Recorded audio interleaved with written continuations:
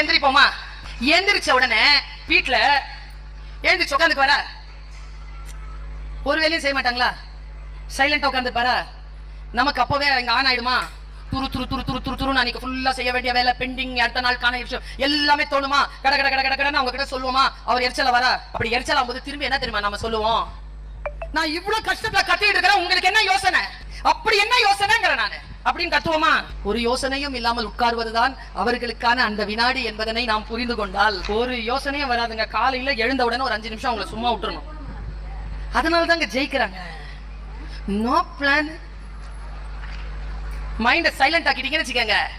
Silent ஆன மனசு 1000 watts ஏற்றப்பட்ட பல்பு மாதிரி டக்குன்னு எரியும். சுவிட்சே போடாம எரியணும் எரியணும் எரியணும்னு கத்திக்கிட்டே இருந்தீங்க, எல்லா எனர்ஜியும் போகும். சுவிட்ச் ஆஃப் பண்ணும்போது பல்பே எரியாது. இப்படிதான் போகுது பெண்களுக்கு. ஒரு 3 நிமிடம் 5 நிமிடம் வீட்டில் அமைதியாக இருங்க.